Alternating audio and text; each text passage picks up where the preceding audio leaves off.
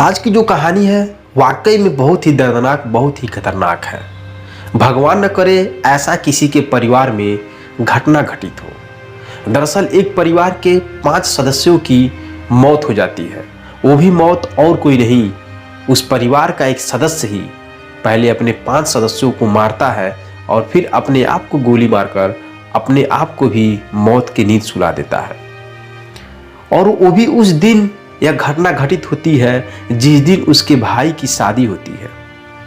उन 5 व्यक्तियों में उसके 2 भाई और एक भाई जिसकी शादी हुई होती है, जो पहली रात अभी अपनी पत्नी के साथ सुहाग रात मना रहा था। उसकी पत्नी को, फिर अपने भाई को, फिर एक छोटे भाई को, फिर अपने बहनोई को, फिर अपने एक दोस्त को मौत की नींद उस रात को सुला देता है जिस दिन शादी करके उसका भाई अपनी बीवी के साथ रात में सो रहा था। लोग जश्न मना रहे थे। तो आखिरकार उस व्यक्ति ने ऐसा क्यों किया? क्यों अपने परिवार के 5 सदस्यों के साथ अपने आप को भी मौत की नींद सुला दिया?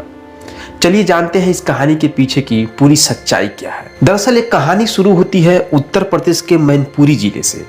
वहां का थाना किसानी क्षेत्र के गोकुलपुर अरसरा गांव है, जहां का रहने वाला एक व्यक्ति है जिसका नाम है सुभाष यादव। उसके 3 लड़के होते हैं। सबसे बड़े लड़के का नाम शिवबीर यादव और उससे छोटे सोनू यादव और तीसरे नंबर का भुल्लन यादव। जो सबसे बड़ा लड़का होता है शिवबीर, वह नोएडा से 20 दिन पहले अपने घर आता है अपने छोटे भाई यानी सोनू यादव की शादी में। सोनू यादव की शादी होती है 23 जून 2023 को और उसकी पत्नी के नाम सोनी होती है, जो कि मैनपुरी से इटावा के लिए बारात लेकर जाते हैं पूरे परिवार के लोग धूमधाम से। इटावा से शादी करके सोनी को लोग लेकर घर आते हैं 24 तारीख को, 24 जून को लगभग दोपहर के समय घर पे आते हैं। बड़ी धूमधाम से सभी लोग खुश होते हैं और जो शादी के रीत रिवाज होता है सारा सिस्टम चलता है।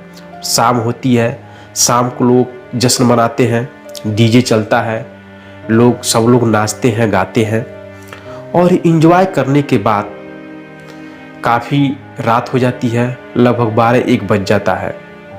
जब 1 बज जाता है तो सभी लोग गहरी नींद में सो जाते हैं और आखिरकार शादी में लोग थक भी जाते हैं, इसलिए बहुत तेज़ी से नींद भी लग जाता है। लोग गहरी नींद में सो जाते हैं लगभग 1 बजे के बाद। जैसे ही 2 बजता है तो सुभाष यादव का जो बड़ा लड़का है शिवबीर यादव, वह अंदर ही अंदर क्या प्लानिंग किया रहता है अभी बाद में मालूम चलेगा। उसके जो दूसरे नंबर का भाई होता है शिवबीर यादव का, जिसका नाम है सोनू यादव, उसी की शादी थी। वह अपनी पत्नी के साथ नीचे किसी रूम में नहीं सोता है, वह छत पे अपनी पत्नी को लेकर अपनी शादी की पहली रात बिताता है। जब वो छत पे सोता है तो कोई भी छत पे नहीं रहता है, सब परिवार के लोग नीचे सोते हैं। सोनू यादव अपनी पत्नी के साथ पहली रात यानी सुहाग रात के दिन छत पे सोता है और सोने के बाद जब 2 बज जाता है, 2 बजे रात में उसका बड़ा भाई शिवबीर यादव एक धारदार फरसा का हथियार लेकर जाता है और पहले अपने भाई सोनू यादव के सर पे और फिर गले पे वार करता है। उसकी वहीं पे हत्या हो जाती है। उसके बाद उसकी पत्नी सोनी यादव के भी शरीर पे वार करता है और उसको भी मौत की नींद सुला देता है। ऐसा करते हुए किसी को भनक नहीं लगता है। दोनों मौत की नींद सो जाते हैं। फिर छत पर से नीचे उतरता है और नीचे आने के बाद अपने सबसे छोटे भाई जिसका नाम है भुल्लन यादव, उसको भी फरसे से वार करके मौत की नींद सुला देता है। इतना ही नहीं, इसके बाद वो अपने बहनोई सौरभ यादव और अपने दोस्त दीपक यादव को भी मौत की नींद सुला देता है फरसे से मारकर। उसका जो दोस्त होता है दीपक यादव, जो फिरोजाबाद का रहने वाला होता है और आया होता है अपने दोस्त की शादी में इन्वॉल्व होने के लिए। यह घटना जब घटित होती है तो परिवार के किसी भी सदस्य को भनक भी नहीं लगता है, क्योंकि सब लोग गहरी नींद में सोए रहते हैं। इसके बाद शिवबीर यादव अपनी पत्नी और अपनी मामी सुषमा यादव पर भी वार करता है, लेकिन वह लोग बच जाते हैं और भाग जाते हैं, लेकिन उन पे भी वार कर देता है। वो लोग घायल हो जाते हैं, दोनों लोग हॉस्पिटल में भर्ती हो जाते हैं। कुछ ही समय के बाद जब सब लोग जग जाते हैं तो पूरे घर में मातम छा जाता है और हफड़ा तफड़ी मच जाता है।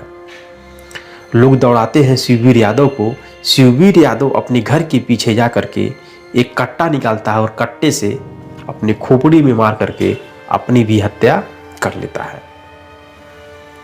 इस तरह से आप सोच सकते हैं कि उस घर में कितनी खुशी थी। शादी के टाइम लोग खुशियां मनाकर सो रहे थे और अचानक ऐसा घटना घट जाता है कि लोगों के रोंगटे खड़े हो जाते हैं। परिवार में मातम छा जाता है। सुबह होती है, पूरे गांव के लोग इकट्ठा होकर के इस घटना को देखते हैं। सोचिए उस लड़के के घर वाले के ऊपर क्या बीतेगा, जिस लड़की की पहली अभी रात बीती थी, वो भी पूरी रात नहीं बीत पाई थी। जब लड़की के घर वाले जानते हैं तो लड़की के घर वालों के साथ उस लड़की के गांव के करीब 100-200 लोग आते हैं मैनपुरी। और दोस्तों वह घटना देख करके वाकई में दोस्तों हर एक सदस्य वो आंखों से आंसुओं का धार बहने लगता है। भगवान न करे ऐसा घटना किसी के भी परिवार में हो। पुलिस को इन्फॉर्मेशन किया जाता है, पुलिस टीम आती है और 100 को ले करके पुलिस भेज देती है पोस्टमार्टम के लिए। और जो उस समय पुलिस के जो अधीक्षक होते हैं विनोद कुमार, इस पूरे घटना का बारीकी से जायजा लेते हैं। और जायजा लेने के बाद कुछ पता नहीं चल पाता है कि आखिरकार उस घर का सदस्य सुभाष यादव का जो बड़ा लड़का है शिववीर यादव, इस घटना को अंजाम क्यों दिया इतनी बुरी तरीके से। कुछ मामला का पता नहीं चल पाता है। लास्ट में जो शिववीर यादव की जो मामी है सुषमा यादव, वह हॉस्पिटल में भर्ती होती हैं, उनको होश आता है। पुलिस वहाँ भी पहुँचती है और सुषमा यादव से जब पूछती है तो सुषमा यादव बताती है कि शादी के दिन जब हम लोग रात में खाना खाने का टाइम हुआ, यानी कि 23 जून को शादी थी और 24 जून को लड़की आती है और शाम को सब लोग पार्टी मना रहे थे, डांस वगैरह कर रहे थे। उसी बीच में शिववीर यादव अंदर से खुद अपने हाथों से खाना लाकर देता है हम सभी परिवारों को और बाहर खाना रख करके चला जाता है। और उसके कुछ देर के बाद वह पेप्सी यानी ठंडा सभी को देता है। और जब सब लोग पीने लगते हैं तो जब मैं पी रही थी, यानी सुषमा यादव बोल रही, जब मैं पी रही थी तो मुझे ऐसा लगा कुछ साबुन जैसी गंध आ रही है कुछ ठंडे से। तो मैं अपने बगल में जो भी हमारे नात रिश्तेदार थे, मैंने बोला कि इसमें से कुछ गंध आ रही है साबुन जैसे। इसलिए मैंने 2 घूंट उस पेप्सी को पिया और रख दिया, बाकी सब लोग पी लिए। पीने के बाद सब लोग करीब 1-1:30 बजे गहरी नींद में सो गए। उसके बाद इस घटना को अंजाम दिया गया। तो शायद हो सकता है कि शिववीर यादव पहले इन सभी को पेप्सी में कुछ मिला दिया हो और खाने में भी कुछ मिला दिया हो, ताकि सब लोग गहरी नींद में सो जाए और गहरी नींद में सोने के बाद वह घटना को अंजाम दे सके। क्योंकि जब वो घटना को अंजाम दे रहा था तो किसी भी व्यक्ति को मालूम नहीं चल पा रहा था, एक एक व्यक्ति को मारता जा रहा था और कोई भी व्यक्ति जान भी नहीं पा रहा था, न जग पा रहा था। खैर उस दिन शादी थी, शादी में लोग बहुत गहरी नींद में सो जाते हैं। फिर भी दोस्तों अगर किसी को मारा जाए तो वह व्यक्ति चीखनेगा, चिल्लाएगा, कोई ना कोई तो जग जाएगा। लेकिन वह घटना को इस कदर से अंजाम दिया कि किसी को भनक तक भी नहीं लगा।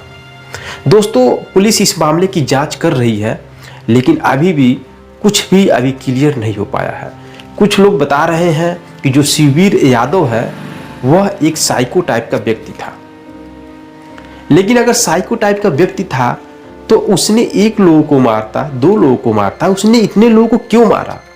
वो भी अपने भाई के 2 भाइयों को, और उस भाई का जिसका शादी है, जो पहली रात अभी अपनी बीवी के साथ गुजार रहा था। ऐसा क्यों किया? भगवान न करे ऐसा घटना किसी के परिवार में हो। आपको बता दें दोस्तों, आपको इस वीडियो से, इस कहानी से सीख लेना चाहिए कि अगर आपके परिवार में कोई भी व्यक्ति साइको टाइप का है, जो बात बात में गुस्सा करता है और अचानक किसी को किसी भी चीज़ से उठाकर मारने लगता है, उसे पता नहीं चलता है कि वह कहाँ मार रहा है, तो आप लोग उससे सतर्क रहें, आप लोग उसके दिमाग का इलाज कराएं। अगर आपके परिवार में ऐसा कोई हो तो आप लोग सतर्क हो जाए, नहीं तो जो घटना यह घटा है, यह घटना आपके भी परिवार में कभी भी घट सकता है। तो दोस्तों मिलते हैं नेक्स्ट वीडियो में नेक्स्ट कहानी के साथ, तब तक के लिए जय हिंद जय भारत।